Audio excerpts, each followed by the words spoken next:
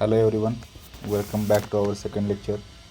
Last लेक्चरमध्ये मित्रांनो आपण point number 2 that is history of Indian forestry, point number 3 that is classification of origin of forest and point number 4 that is forest types in India, हे 3 point जे minor points आहेत, एवढे significant नाही, ते आपण डिस्कस केले होते. ह्या लेक्चरमध्ये आपण point number 1.1 that is definition of silviculture, objectives and scope of silviculture हा पॉईंट इन डिटेल कवर करून घेऊ. आणि त्याचबरोबर point 1.5 that is introduction to site factors हाही पॉईंट कवर करण्याचा आपण ट्राय करू. मित्रांनो, ह्या वीकमधून आपण नोट्स प्रिपेअर करता करता लेक्चर्स घेत आहे, त्यामुळे थोडा डिले होत आहे, थोडा अंडरस्टँड करून घ्या. ॲज सून ॲज सगळे नोट्स प्रिपेअर होत जातील त्याप्रमाणे आपले रेग्युलर लेक्चर्स चालू राहतील. ठीक आहे, तर let's begin. Point number 1.1 that is silviculture. ठीक आहे, तर सिल्व्हिकल्चर हा मेजर एम्फेसिस किंवा हा major significant key aspect of forestry आहे, ज्याच्यावर आपला फर्स्ट सेक्शन बऱ्यापैकी आपला त्याच्यावर डिपेंडेंट आहे. Before going to silviculture, let us discuss origin of this. First will discuss what is silvics. ठीक आहे, सिल्व्हिक्समध्ये की बेसिक वर्ड आहे silvi. Silvi is what? Silvi म्हणजे फॉरेस्ट. लॅटिनमध्ये फॉरेस्टला सिल्वी म्हणतात, त्यातूनच सिल्व्हिक्स ह्या वर्डचं ओरिजिन झालेलं आहे. तर सिल्व्हिक्स म्हणजे नेमकं काय, तर डेफिनेशन एकदा बघून घेऊ आपण. सिल्व्हिक्स म्हणजे study of a tree species life history, growth and ecology. म्हणजे एका ट्री स्पीसीजची लाईफ हिस्ट्री, ग्रोथ आणि इकॉलॉजी. जर आपण याला 2 पार्ट्समध्ये डिवाईड करायचं ठरलं तर ह्याच्यामध्ये 2 पार्ट्स आहेत. First is life history of what, of any tree species. Second is what, second is general characteristics of what, that particular species. तर त्या जनरल कॅरेक्टरिस्टिक्समध्ये ग्रोथ, बिहेवियर, इकॉलॉजी असे factors with respect to environment consider केले जातात. तर सिल्व्हिक्समध्ये 2 aspects लक्षात ठेवा, general characteristics of species and life history of that species. तर हे जनरल कॅरेक्टरिस्टिक्स आणि लाईफ हिस्ट्री याच्यातून आपल्याला बऱ्यापैकी जेनेटिक्स, त्या स्पीसीजचे जेनेटिक्सचा स्टडी आपण करतो. ठीक आहे, जेनेटिक्स आणि त्या जेनेटिक्सवर होणारं एन्व्हायरमेंटमुळे होणारा जेनेटिक्सवर इम्पॅक्ट. तर सिम्पल लँग्वेजमध्ये आपण जर बघायचं झालं तर जिनोटाईप म्हणजे काय, genetic makeup of any particular species plus environment. ठीक आहे, त्यातून आपल्याला काय रिफ्लेक्ट होतं, फिनोटाईप. हे आपण इन डिटेलमध्ये पुढील चॅप्टर्समध्ये बघत राहू. फिनोटाईपमध्ये काय, जे फिजिकली आपल्याला मेकअप जो दिसतो ट्रीचा, मग त्यामध्ये त्याचे शेप असेल, त्याचं क्राऊन असेल किंवा त्याचं फॉर्म असेल, जे काय आहे ते फिनोटाईप म्हणतात. तर मेन उद्देश, तर सिल्व्हिक्स म्हणजे काय, तर स्टडी एका कुठल्याही ट्री स्पीसीजची स्टडी.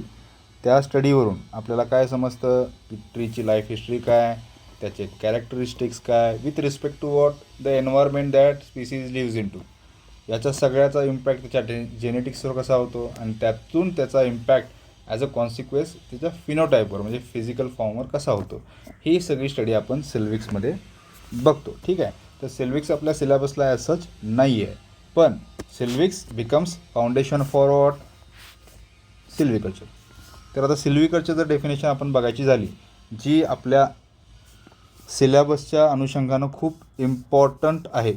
ठीक आहे, तर सिल्व्हिकल्चर लक्षात घ्या मित्रांनो. सिल्व्हिकल्चरची डेफिनेशन, ही जी डेफिनेशन मी इथं दिलेली आहे ते मस्ट रट्टा मारून ठेवणे. तर यातील तुम्ही डेफिनेशन बघा. Silviculture is branch of forestry. It is what? It is a branch of forestry that deals with number 1 establishment, number 2 development, number 3 care and number 4 cultivation. It deals with what? It deals with 4 aspects. कुठल्या कुठल्या आहेत? Establishment, development, care and cultivation. डेफिनेशनमध्ये हे 4 point mention करणं must आहे मित्रांनो. ठीक आहे. Of stand timber. ट्रीला आपण सिल्व्हिकल्चरमध्ये स्टँड किंवा टिंबर असं म्हणतो. To ensure what? Their sustainable growth, health and productivity. तर सिल्व्हिकल्चर म्हणजे काय? ब्रांच ऑफ फॉरेस्ट्री आहे. It engages in to what? Establishment, development, care and cultivation of timber. To what? त्यातून काय आपल्याला आउटकम आहे? ग्रोथ आणि हेल्दी डेव्हलपमेंट किंवा हेल्दी प्रोडक्टिव्हिटी किंवा हेल्दी प्रोड्यूस ऑफ टिंबर. ठीक आहे. जसं की आपण बघितलं आता सिल्व्हिकल्चर इटमॉलॉजिकली आपण लॅटिन वर्ड सिल्व्हीमधून आलेला आहे आणि कल्चर म्हणजे ग्रोईंग. ठीक आहे. किंवा कल्चर म्हणजे कल्टिवेशन. ठीक आहे. तर डेफिनेशन आपण बघून घेतली. याचा फोकस कशावर असणार आहे? एम्फेसिस असणार आहे control, establishment and management of forest stand. तर सिल्व्हिकल्चरचा मॅक्सिमम फोकस किंवा core focus of silviculture is on improving, enhancing productivity of standing timber. म्हणजे फॉरेस्टमध्ये जे झाडं असणार आहेत त्या झाडांची प्रोडक्टिव्हिटी कशी वाढवावी याच्यावर सिल्व्हिकल्चरचा प्राईम फोकस असणार आहे. ठीक आहे. आता ही जी सिक्वेन्स मी दिलेली आहे, ठीक आहे, तर लक्ष देऊन बघा मित्रांनो. जेव्हा तुम्हाला क्वेश्चन येतो एक्सप्लेन अबाउट सिल्व्हिकल्चर किंवा सिल्व्हिकल्चरचा क्वेश्चन आहे आणि it is a 10 marker, 8 marker, 15 marker question. ठीक आहे. त्यामध्ये पॉईंट कसे डेव्हलप करायचे? पॉईंट फॉर्ममध्ये जर आपल्याला क्वेश्चन आन्सर करायचा असेल, ठीक आहे, तर दिस इज द मेथड की त्या मेथडमधून तुम्ही पॉईंट्स जनरेट करायचे. मग त्यामध्ये डेफिनेशनसाठी पहिला पॉईंट लिहायचा. इटमॉलॉजी तर आपल्या अंडरस्टँडिंगसाठी दिलेलं आहे, ते लिहू नका. सेकंडमध्ये तिचा फोकस असेल. थर्डमध्ये स्कोप किंवा ॲप्लिकेशन असेल. ही सिक्वेन्स फॉलो करायची आणि आपल्याला नंबर ऑफ पॉईंट्स यातून जनरेट करायचं आहे. ठीक आहे. तर तुम्ही लक्ष द्या इथं. ॲप्लिकेशन कसे आहे? Deals with what? Specific biological processes of individual forest stands including दर एस्टॅब्लिशमेंट ग्रोथ. सेम. आता काय म्हणत आहे मी? हे जे 4 पॉईंट्स आहेत ते तुम्ही इथं बघा. आता खाली तेच लिहिलं आहेत. Point number 1, point number 2, point number 3, point number 4. ठीक आहे. This becomes core of silviculture. Establishment, development, care and cultivation. How it is done? It is scientifically done because silviculture किंवा forestry is a scientific discipline. आणि scientific मॅनरमध्ये का करतात? To get better timber productivity. This is what? This is goal of silviculture and this goal is reach through this processes. हे 4 processes लक्षात ठेवा आणि त्या थ्रूज आपला हा गोल रीच. आता थोडक्यात प्रत्येक पॉईंट जर आपल्याला डिकोड करायचा झाला, ठीक आहे, तर लक्षात घ्या मित्रांनो. एस्टॅब्लिशमेंट म्हणजे एक्झॅक्टली काय? एस्टॅब्लिशमेंटला आपण मल्टिपल ॲस्पेक्ट्समध्ये डिवाईड करू शकतो. फर्स्ट त्याच्यामध्ये साईट प्रिपरेशन असेल. म्हणजे एखादा प्लॉट आहे तिथं आपल्याला कल्टिवेशन करायचं आहे तर तो पीस ऑफ लँड प्रिपेअर करणं, दॅट इज साईट प्रिपरेशन. त्याच्यामध्ये second step can be species selection असेल. हे पॉईंट तुम्ही लक्षात घ्या. हे एस्टॅब्लिशमेंटच्या अंडर येणारे पॉईंट आहेत. Third can be selection of regeneration method असेल. मग आपण बघितलं जसं की नॅचरल रिजनरेशन आहे, आर्टिफिशियल रिजनरेशन आहे, त्या काइंड ऑफ मेथड्स असतील. जर इन डिटेल जर डेफिनेशन तुम्हाला सिल्व्हिकल्चरची लिहायची आहे, इन डिटेल जर क्वेश्चन 15 मार्कर आला तर you have to divide this 4 points into further points. मग त्या साईट प्रिपरेशनमध्ये तुम्ही जरा थोडं एक्सप्लेन करू शकता, मेथड्स वगैरे लिहू शकता. मग स्पेसिस सिलेक्शनमध्ये तुम्ही एक्सप्लेन करू शकता, मेथड्स ऑफ रिजनरेशनमध्ये तुम्ही एक्सप्लेन करू शकता. सेकंड या ठिकाणी डेव्हलपमेंट अँड केअर. आता डेव्हलपमेंट आणि केअर ह्याला जर कंबाईनमध्ये तुम्ही जर बघायचं झालं तर याच्यामध्ये मल्टिपल प्रोसेसेस आहेत. जसं आपण thinning, pruning, forest fire protection असेल. आपण लिहून घेऊ तर थिनिंग असेल, दुसरं प्रूनिंग असेल. त्याच्यानंतर फॉरेस्टला प्रोटेक्ट करणं. Protect from what? Protect from fire, protect from paste, protect from animal attack. मग ॲनिमल अटॅकमध्ये आपण फर्दर डिव्हिजन करू शकतो. त्यामध्ये ग्रेझिंग असेल, ब्राउझिंग असेल. तर ग्रेझिंग ब्राउझिंग याच्यामधला फरक आपण पुढे इन डिटेल बघून घेऊ. ठीक आहे. This comes under what, this comes under development and care. ठीक आहे. तर आपण शेवटचं कल्टिवेशन जर आपल्याला फर्दर डिवाईड करायचं असेल तर आपण काय लिहू शकतो, रेग्युलेशन ऑफ हार्वेस्टिंग. कल्टिवेशनमध्ये आपल्याला शेवटला आपण हार्वेस्ट करण्यासाठी कसं रेग्युलेट करायचं, त्यानंतर हार्वेस्टिंगसाठी कोणती सिस्टीम यूज करायची, रेग्युलेटिंग हार्वेस्टिंग. त्यानंतर सिल्व्हिकल्चर सिस्टीम, जसं आपण पुढच्या चॅप्टरमध्ये डिस्कस करणार आहोत. त्याच्यामध्ये शेल्टर वूड असेल, अदरवाईज क्लिअर सिल्व्हिकल्चर सिस्टीम असेल. हे सगळं आपण कल्टिवेशनमध्ये कन्सिडर करू शकतो. तर ह्या प्रकारे आपण काय बघितलं मित्रांनो, ही जी डेफिनेशन आहे व्हॉट इज सिल्व्हिकल्चर, याच्यामध्ये 4 इम्पॉर्टंट पॉईंट आहेत. Number 1 establishment, number 2 development, number 3 care, number 4 cultivation. This amounts to what operationalities of silviculture. तर आपल्याला डिफाईन करण्यासाठी कुठंही सिल्व्हिकल्चर आलं आणि इन डिटेल जर लिहायचं झालं तर हे 4 पॉईंट्स पहिला आले पाहिजे. त्याच्यानंतर त्या 4 पॉईंट्सचं तुम्ही सब पॉईंट्स लिहा आणि थोडं थोडं एक्सप्लेन करा. आणि त्याच्यानंतर त्याचा जो कोर आपल्याला इसेन्स आहे किंवा जो गोल आहे, तो गोल इकडे लिहिलेला आहे. आता primary goal is what, better timber productivity. ठीक आहे. Goal of silviculture is to optimize production of timber and other forest produce while preserving ecosystems, health and biodiversity. तर गोल काय आपल्याला मित्रांनो, production of timber and forest product. ठीक आहे. तर आता गोलमध्ये दॅट इज ऑब्जेक्टिव्हमध्ये जर आपल्याला क्वेश्चन जर आला तर याच्यामध्ये देर आर 2 अप्रोचेस. त्या अप्रोचने आपण बघू शकतो. सिंगल अप्रोच काय असणार आहे, स्ट्रेट फॉरवर्ड तुम्हाला डिफाईन करायचं आहे व्हॉट सिल्व्हिकल्चर इज. जसं आपण लास्ट स्लाईडमध्ये बघितलं, डिफाईन केलं सिल्व्हिकल्चर आणि त्या डिफिनेशन थ्रू आपण जे गोल आहे, गोल काय आहे आपण बघितलं, बेटर टिंबर प्रोडक्शन. इथं बघत आहे आपण production of timber and forest produce. हा जो गोल आहे त्या गोलला आपण, त्या ऑब्जेक्टिव्हला आपण रीच करणार आहोत. तर इन डिटेल बघायचं तर डायरेक्टली तुम्ही 3 पॉईंट सोल्युशन लिहू शकता. That is sustainable timber production, that becomes your first objective. Second is biodiversity conservation and third becomes environmental services. ठीक आहे. अदरवाईज ह्याच्यासाठी दुसरा अप्रोच असा असू शकतो मित्रांनो की एक इव्हॉल्युशनरी अप्रोच घ्यायचा आहे. फर्स्ट इज वॉट, ज्यावेळी silviculture as a domain of study develop झाला त्यावेळी त्याचं पहिलं ऑब्जेक्टिव्ह काय होतं, प्रोडक्शन ऑफ टिंबर. का, कारण की फॉरेस्ट रिसोर्सेस हे इंडस्ट्रियल इकोसिस्टीमसाठी एक रॉ मटेरियल म्हणून बघण्यात येत होतं. पण ॲज द टाईम वेंट, जसं जसं इव्हॉल्युशन झालं, जसं जसं एन्व्हायरमेंटलिझम आलं, त्यानंतर आपण काय झालेलं आहे, सस्टेनेबल हा वर्ड इंट्रोड्यूस झाला. त्याच्यानंतर टिंबर प्रोडक्शन हे बॅक बर्नरवर गेलं आणि बायोडायव्हर्सिटी कन्झर्वेशन असेल, एन्व्हायरमेंटल कन्झर्वेशन असेल, इकॉलॉजिकल कन्झर्वेशन असेल, ह्या सगळ्या गोष्टींमध्ये सिल्व्हिकल्चरचं ऑब्जेक्टिव्ह एन्हान्स झालं, फर्दर ऑब्जेक्टिव्ह वायडन झालं. ठीक आहे. मग त्यामध्ये एन्व्हायरमेंटल सर्व्हिसेस, त्यामध्ये कोणते कोणते आहेत, various ecosystem services such as carbon sequestration, water purification, soil conservation, या सगळ्या गोष्टींमध्ये सिल्व्हिकल्चरचा स्कोप वायडन झाला. तर हे कसं, तर आत्ता सिल्व्हिकल्चर आपण कशासाठी बघतो सर, लँडस्केपिंग असेल, अर्बन फॉरेस्ट्री असेल. तर याचा मेन ऑब्जेक्टिव्ह टिंबर प्रोडक्शन नाही आहे. याचा मेन ऑब्जेक्टिव्ह काय आहे की लोकल क्लायमेट आहे,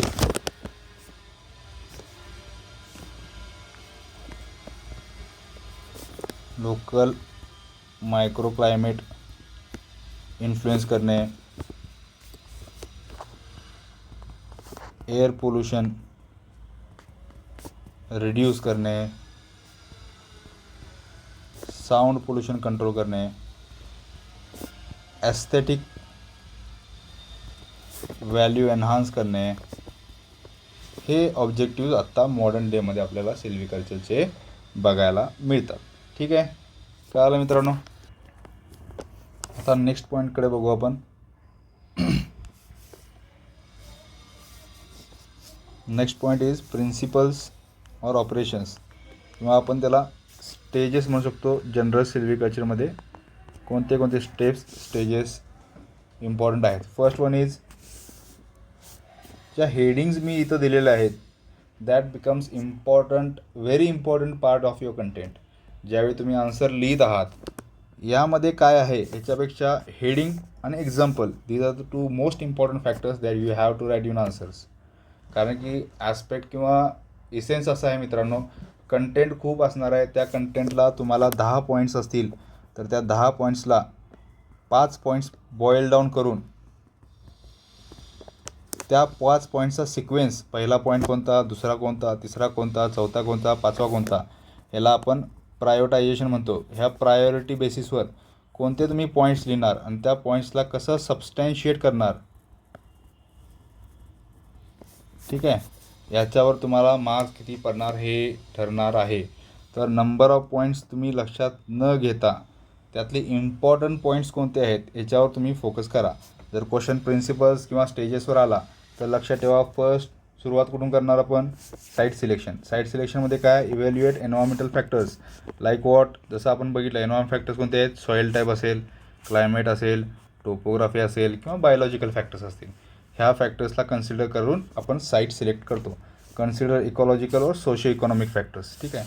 मग सोशो इकॉनॉमिक फॅक्टर्समध्ये तिथं फॉरेस्ट ड्वेलर्स असतील किंवा अर्बन लोकॅलिटी त्याला व्हिसिनिटीमध्ये असेल तो फॅक्टर असेल, लोकलमध्ये इंडस्ट्री असेल तो फॅक्टर असेल.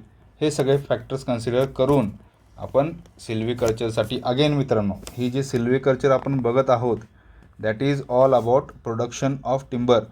ह्या इसेन्सनं आपण सिल्व्हिकल्चर ह्या सब्जेक्टकडं बघत आहोत. याच्यामध्ये तुम्ही डायरेक्ट फॉरेस्ट बघितलं तर तुम्ही काय म्हणाल, फॉरेस्टसाठी असं कुठं काय लागतं का. But we are the perspective of looking at forest is what, regeneration of forest. जे फॉरेस्ट आहे त्या फॉरेस्टला रिग्रो करून त्याला कसं बेटर प्रोडक्टिव्हिटी त्याची वाढवता येईल, त्यातून कसं बेटर टिंबर एक्स्ट्रॅक्ट करता येईल याच्याकडं आपला फोकस असणार आहे. त्या अनुषंगानं आपण काय बघत आहे, first step is site selection and it's assessment. जसं आपण बघितलं फॅक्टर्स कुठले आहेत साईट सिलेक्शनमध्ये मित्रांनो, सॉईल टाईप आहे, क्लायमेट आहे, टोपोग्राफी आहे, सोशो इकॉनॉमिक फॅक्टर्स असतील, जनरल इकॉलॉजिकल फॅक्टर्स असतील, हे सगळे फॅक्टर्स आहेत, ठीक आहे. तर फॉर एक्झाम्पल लक्षात घ्या, पाईन ट्री आहे त्यासाठी सँडी सॉईल, ओक ट्रीसाठी लोमी सॉईल, ह्या सॉईल रिक्वायरमेंट आहेत. त्याच्या अकॉर्डिंगली आपण स्पीसीज सिलेक्ट करणार, ठीक आहे. Second is selection of species selection. Choose tree species that are well suited to the site conditions, ठीक आहे. हा फॅक्टर प्रॉमिनंट असतो का, कारण की साईटचं सिलेक्शन किंवा चूजिंग ऑफ साईट ते व्हेरिएबल एवढ्या आपल्या कंट्रोलमध्ये नसतं, ठीक आहे. आपल्या कंट्रोलमध्ये काय असतं, स्पीसीज चूज करणं. दिस इज वॉट अ सिल्व्हिकल्चरिस्ट किंवा एक फॉरेस्टर चूज करू शकतो. फॉरेस्टमध्ये लँड कसं असलं पाहिजे that is not in a hand, पण त्या लँडच्या अकॉर्डन्समध्ये स्पीसीज कोणती सिलेक्ट करावी दॅट कॅन बी डिसाइडेड, ठीक आहे. Consider the intended use of forest. मग त्या फॉरेस्टमध्ये आपण टिंबर प्रोडक्शनसाठी फॉरेस्ट करणार आहोत, कन्झर्वेशनसाठी करणार आहोत का रिक्रिएशनसाठी करणार आहोत, याच्या हिशोबानं आपण स्पीसीज सिलेक्ट करतो. आता जसं जसं आपण पुढं जाऊ त्याप्रमाणे मी तुम्हाला चार्ट देणार आहे, त्यामध्ये त्या स्पीसीजचं म्हणजे ज्या स्पीसीज आपल्या सिलेबसमध्ये मेन्शन आहेत त्या सगळ्या स्पीसीज, मग त्यांचं टिंबर प्रोडक्शनच्या अनुषंगानं असेल किंवा रिक्रिएशनच्या अनुषंगानं असेल, त्यांचे कॅरेक्टरिस्टिक्स असतील, सगळं हे आपण कंटेंटमध्ये डेटामध्ये आपण तुम्हाला देणार आहोत, ठीक आहे. तर third is going to be even age uneven age management depending on desired. हा जो पॉईंट आहे ना लक्षात ठेवा. इथं काय मी तुम्हाला सांगितलं 10 पॉईंट्स तुम्ही प्रिपेअर करणार, त्यातील मोस्ट 5 इम्पॉर्टंट लिहिणार, त्यातील तुम्ही 5 पॉईंट असे लिहिणार, ठीक आहे. याची प्रायोरिटी 1 to 5 हळूहळू कमी होत होते, ठीक आहे. This is one of the point ज्याच्यावर तुम्ही जास्त लक्ष नका देऊ, ठीक आहे. मग तरी त्याच्यामध्ये काय, depending on the desired outcome manage forest for even age and uneven age stands, ठीक आहे. These are the principles that are followed with in general silvicultures, ठीक आहे. Fourth is stand establishment. आता काय झालं, आपण साईट सिलेक्ट केली, ठीक आहे, त्याच्यानंतर स्पीसीज सिलेक्ट केली. आता तुम्हाला स्टँड एस्टॅब्लिश करायचं आहे, म्हणजे स्पीसीज तिथं प्लांट करायचे आहे. मग कोणतं नॅचरल रिजनरेशन वापरणार और आर्टिफिशियल रिजनरेशन वापरणार. म्हणजे मेथड ऑफ रिजनरेशन सिलेक्ट करणं, प्रॉपर स्पेसिंग म्हणजे बिटवीन टू, याच्यामध्ये स्पेसिंग किती असणार हे डिसाईड करणं. ठीक आहे. Maintaining appropriate tree density. ठीक आहे. म्हणजे जसं जसं ट्री वाढतील, for example this is a plot. या प्लॉटमध्ये आपण 6 ट्रीज प्लांट केल्या. ठीक आहे. फॉर दी फर्स्ट 10 इयर्स यांना इथलं न्यूट्रिशन, सनलाईट वगैरे सफिशियंट आहे. बट आफ्टर 10 इयर्स आपल्याला हे 2 जे ट्रीज आहेत ते रिमूव्ह करायला पाहिजे. त्यानंतरच यांना स्पेसिंग ॲप्रोप्रिएट ॲम्बियंट राहील. ठीक आहे. हेच या पॉईंटमध्ये मेन्शन केलेलं आहे स्टँडर्ड स्टेप्समध्ये. तिसरं आहे, चौथा आहे, पाचवा आहे थिनिंग. थिनिंग म्हणजे काय, पिरियॉडिकली रिमूव्हिंग एक्सेस ट्रीज, जसं इथं मेन्शन केलं तसं. ठीक आहे. To reduce competition for resources. मग थिनिंग इन डिटेल पुढे बघत जाऊ आपण. ते थिनिंगमध्ये मल्टिपल ॲप्रोचेस असतात. Thinning based on what, thinning based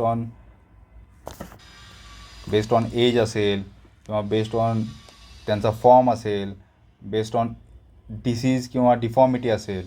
these are the factors त्याच्यावर आपण थिनिंग ठरवतो. आता प्रूनिंग.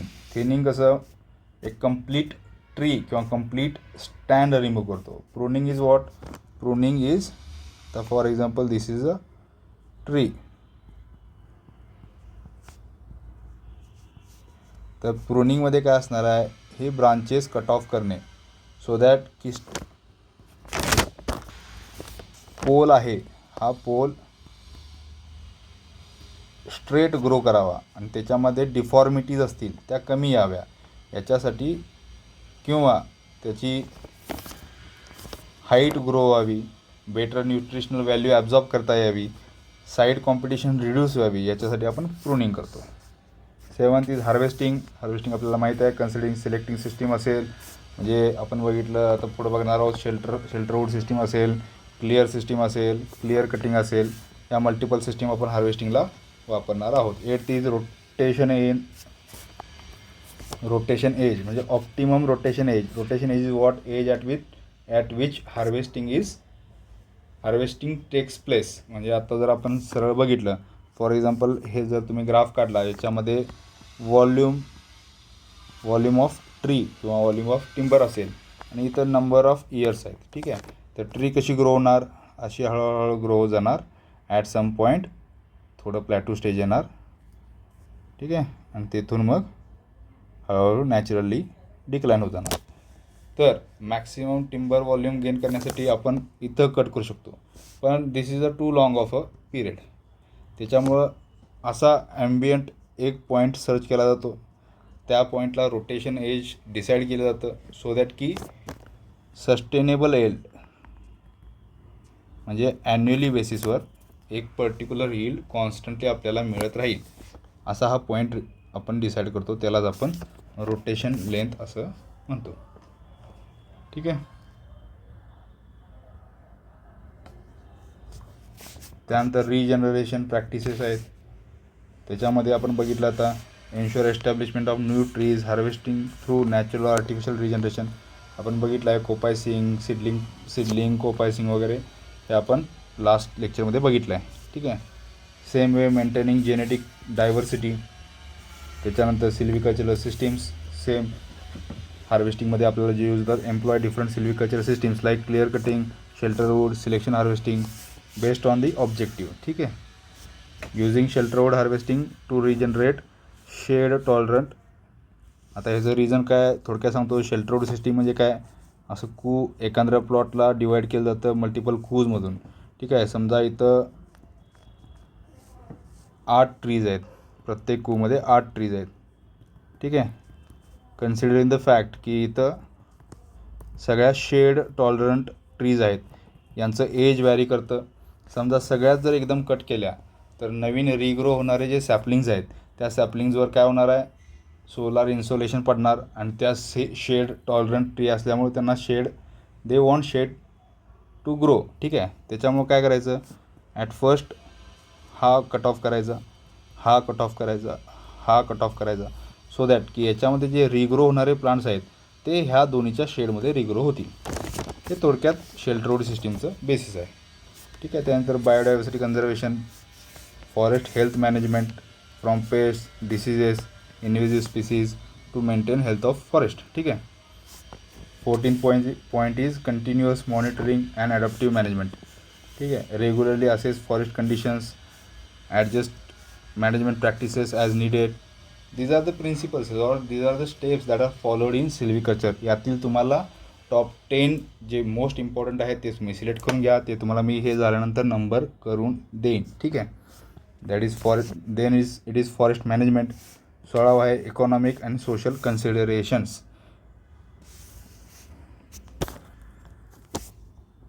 त्याच्यामध्ये कसं आहे, balance economic objectives with social and environmental goals in. आता आपण शेवटचा चॅप्टर जो आहे आपला, ठीक आहे, त्याच्यामध्ये आपण फॉरेस्ट राईट्स ॲक्ट FRA आहे 2006. तर हे it deals with what economic and social considerations related to governance और related to administration of forest. ठीक आहे. 17 is sustainable harvesting. Same point आहे.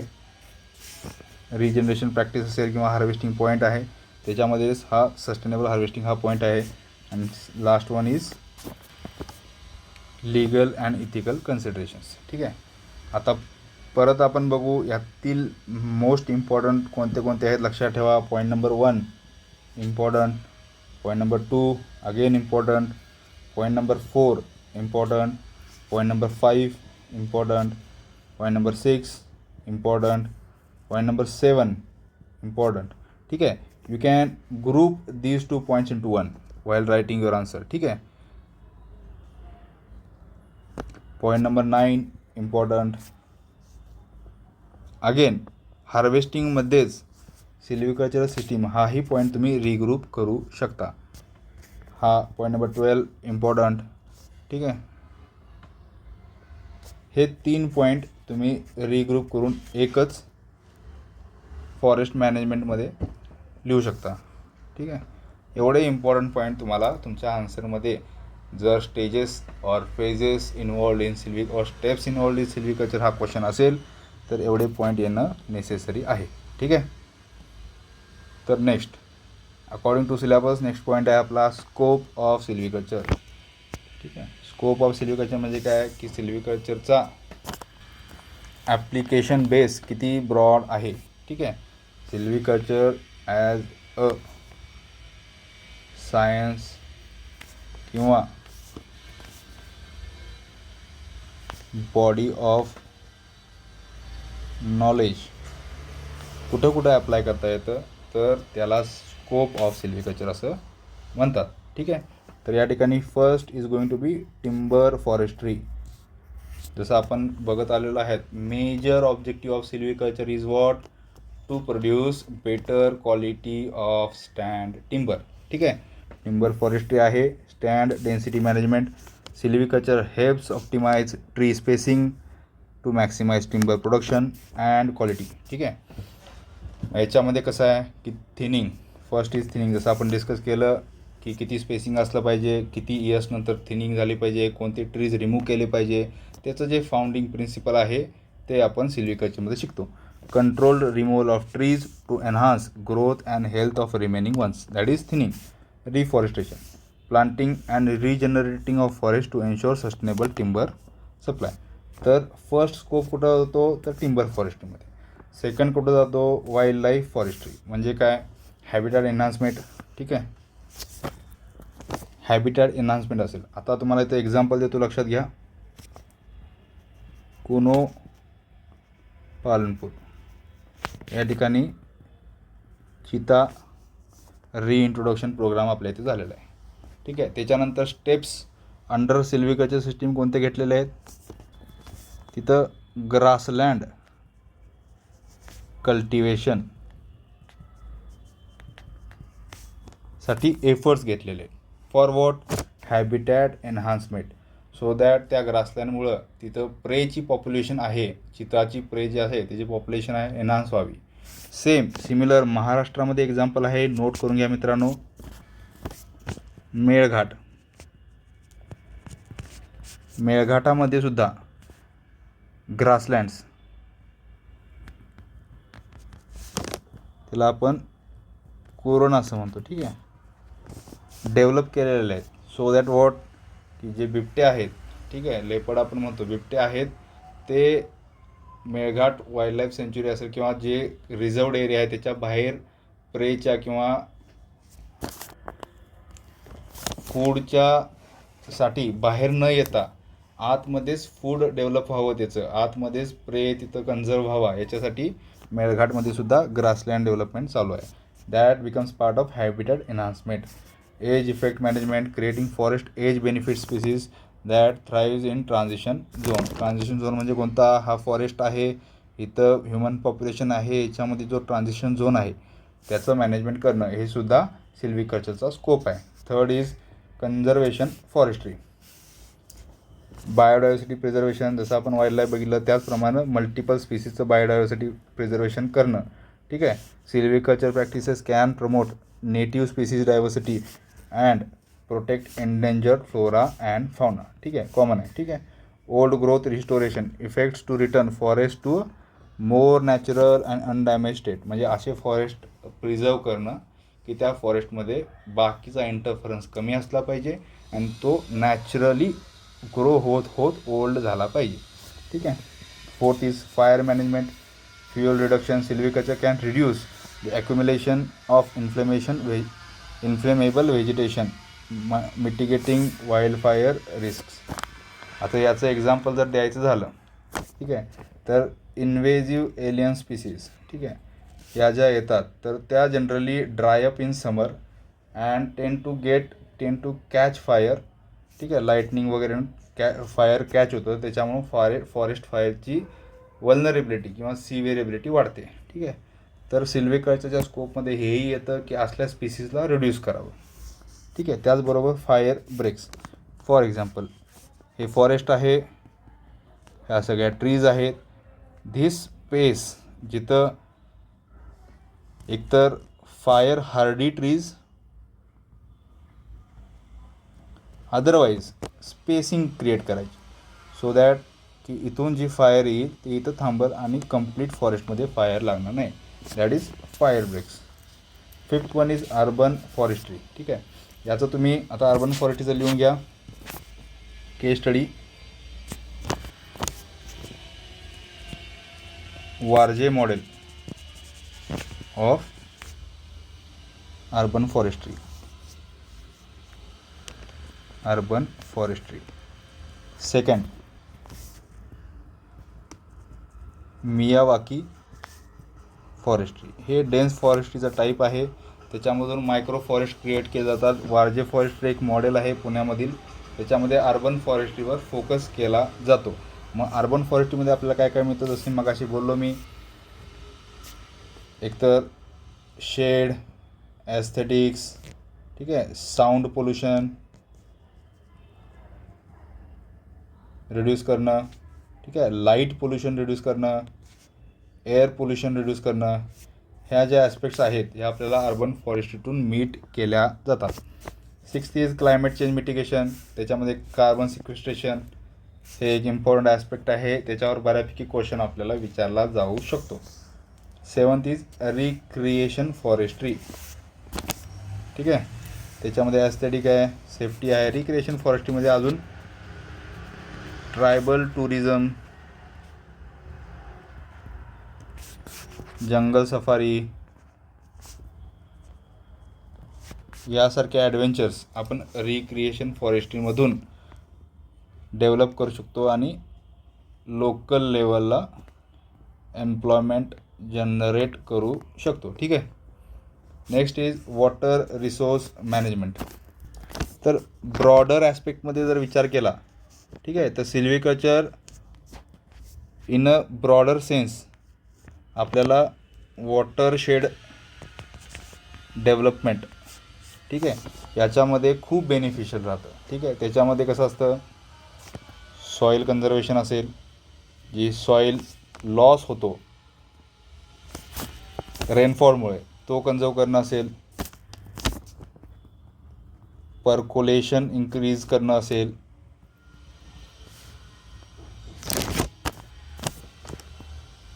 इवॅपो ट्रान्सपिरेशन रेग्युलेट करणे असेल, हे सगळे ॲस्पेक्ट्स आपण वॉटर रिसोर्स मॅनेजमेंटमध्ये कवर करतो. ठीक आहे. वॉटरशेड प्रोटेक्शन आहे, फ्लड कंट्रोल आहे. हे कधीही आन्सर लिहिताना मेन पॉईंट असा आणि त्याच्या under point number 1, point number 2 आणि just drop down the examples related to water protection. आता वॉटरशेड प्रोटेक्शन असेल तर याचं आपल्याला पटकन एक्झाम्पल आलं पाहिजे. कोयना बॅकवॉटर,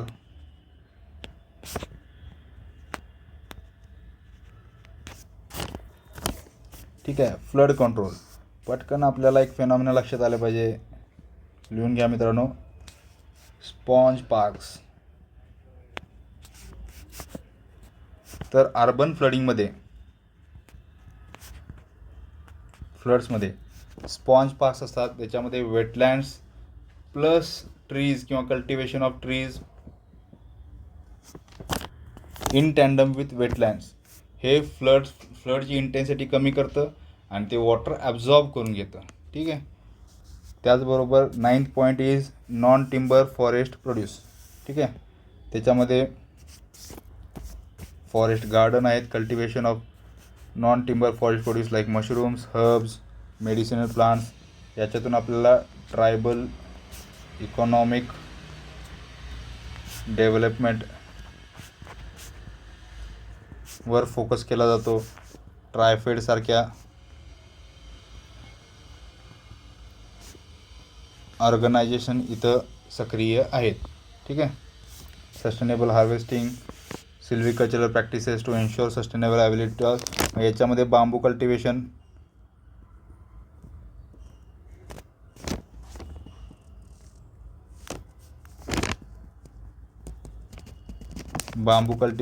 एक मेजर ॲस्पेक्ट आहे.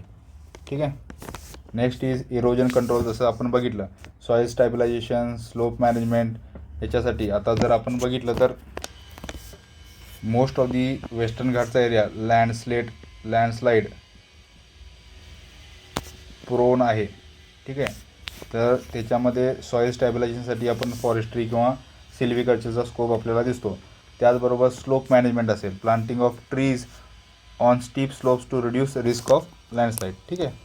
Next is agriculture forestry. त्याच्यामध्ये ॲग्रो फॉरेस्ट्री असेल, सोशल फॉरेस्ट्री असेल, शेल्टर बेड्स असतील. याच्यामध्ये agriculture plus silviculture to improve farmers remuneration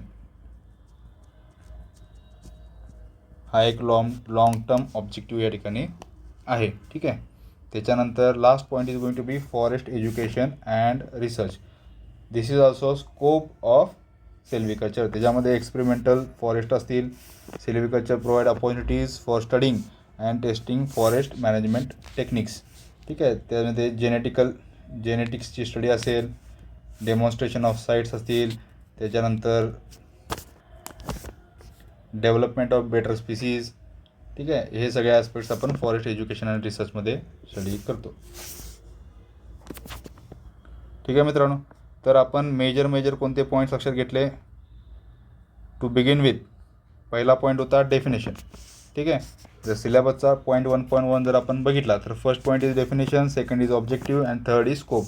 the point is divided between 3, definition, objective and scope. डेफिनेशनमध्ये आपण बघितलं सिल्व्हिकची डेफिनेशन बघितली आणि सिल्व्हिकल्चरचीही डेफिनेशन बघितली. Silviculture is what application of knowledge of silvics. ठीक आहे. तर डेफिनेशन ऑफ सिल्व्हिकल्चरमध्ये 4 पॉईंट तुम्ही लक्षात घ्या. Establishment, development, care and cultivation in scientific manner for better timber productivity. हा तुम्ही डायग्राम डोळ्याखाली घ्या. ठीक आहे. आणि त्याच्यामध्ये एस्टॅब्लिशमेंटमध्ये 3 ॲस्पेक्ट्स बघितले, डेव्हलपमेंट केअरमध्ये 3-4 ॲस्पेक्ट्स बघितले, कल्टिवेशनमध्ये 2-3 ॲस्पेक्ट्स बघितले. This is the approach you should write your answer. ठीक आहे. त्याच्यानंतर ऑब्जेक्टिव्ह ऑफ सिल्व्हिकल्चर. तर आपण 2 इथं अप्रोच बघितले. फर्स्ट अप्रोच इज वॉट, की तिन्ही ऑब्जेक्टिव्स तुम्ही लिनियरली लिहून टाका. Second is evolutionary approach.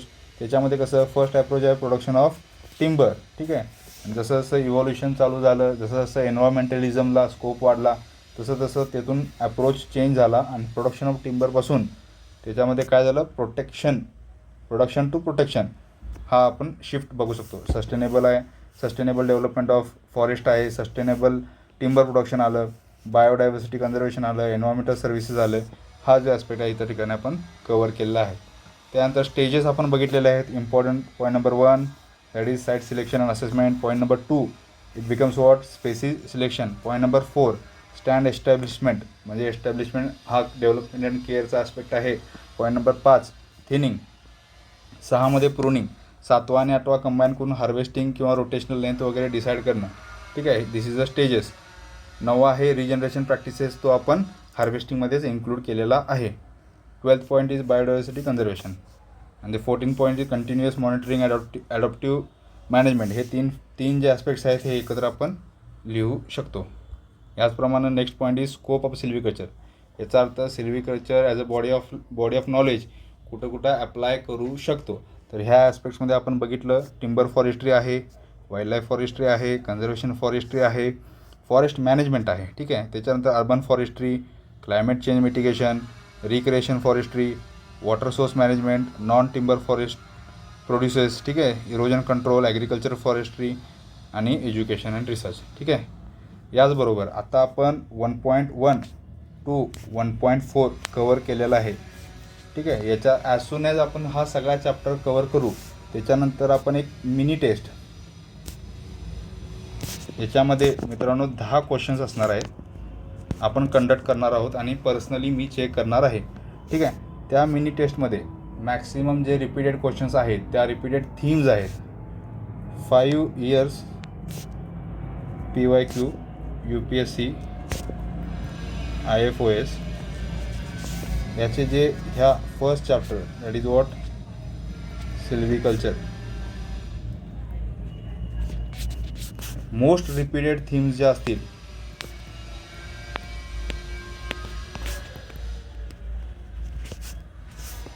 याचे आपण टेस्ट कंडक्ट करू. Along with test answers evaluate करू. And third, you will be provided with